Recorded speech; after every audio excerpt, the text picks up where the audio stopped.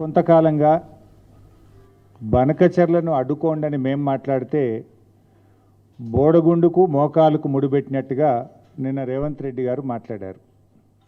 అసలు విషయాన్ని పక్కన పెట్టి సొల్లు వాగుడు వాగారు ముఖ్యమంత్రి గారు. బేసిన్ల గురించి బేసిక్ నాలెడ్జ్ లేకుండా నిన్న రేవంత్ రెడ్డి గారు మాట్లాడారు.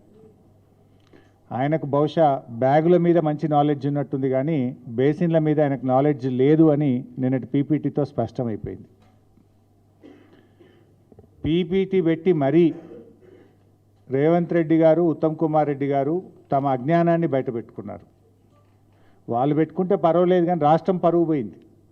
మా రాష్ట్ర నీటిపారుదల శాఖ మంత్రి, మా రాష్ట్ర ముఖ్యమంత్రి ఇంత కనీసమైన బేసిక్ నాలెడ్జ్ లేకుండా ఉంటారా అని రాష్ట్ర ప్రజలు నవ్వుకునే పరిస్థితి.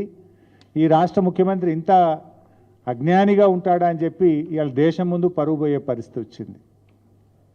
ఒక ముఖ్యమంత్రి, ఒక ఇరిగేషన్ మంత్రి ఇంత కనీస అవగాహన లేకుండా మాట్లాడడం ఈ రాష్ట్రానికి పట్టినటువంటి దౌర్భాగ్యం. రేవంత్ రెడ్డి గారు అంతులేనటువంటి అజ్ఞానంతో, మూర్తీభవించిన మూర్ఖత్వంతో నిన్న మాట్లాడారు. విషాదం ఏంటంటే ముఖ్యమంత్రి గారు దేవాదుల ఏ బేసిన్లో ఉందని అడుగుతాడు. దేవాదుల ఏ బేసిన్లో ఉందో ఆయనకు తెలియదు. బనకచెర్ల ఏ బేసిన్లో కడుతున్నారో ఆయనకు తెలియదు. అంటే నువ్వు ఏం చేస్తున్నట్టు అసలు?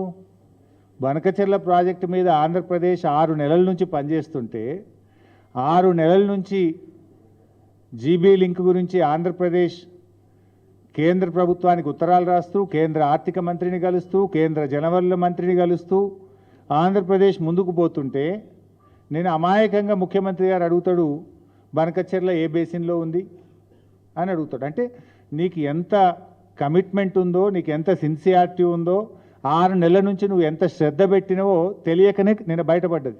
ఆంధ్ర దోపిడిని అడ్డుకొని తెలంగాణ పొలాలకు నీళ్లు బారియవయా ముఖ్యమంత్రి, ఈ అక్రమ ప్రాజెక్టును ఆపవయా రేవంత్ రెడ్డి అంటే అది చేతగాక అడ్డు అదుపు లేకుండా అబద్ధాల ప్రవాహాన్ని నిన్న ముఖ్యమంత్రి గారు పారించే ప్రయత్నం చేశారు. మా ఎంపీ రవిచంద్ర గారు నిన్న బాగా ఆర్గ్యూ చేసినారు.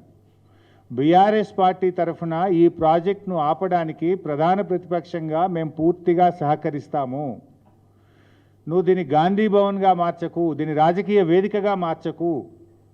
ఈ ప్రాజెక్టును అడ్డుకోపోవడానికి నువ్వు అసెంబ్లీ పెట్టి ఏకగ్రీవ తీర్మానం చేయి, అఖిలపక్షని ఢిల్లీ తీసుకువెళ్ళు అని స్పష్టంగా మా ఎంపీ గారు చెప్తే దాన్ని ఒక రాజకీయ వేదికగా, అబద్ధాలకు వేదికగా నిన్న ముఖ్యమంత్రి గారు మార్చారు.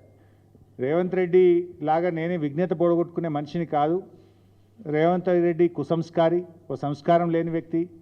మాట్లాడితే సొల్లు, మాట్లాడితే ఎదుటివారి మీద బురద జల్లడం, నోటికొచ్చినట్టు ఒదురుబోత్తనంతో మాట్లాడడం.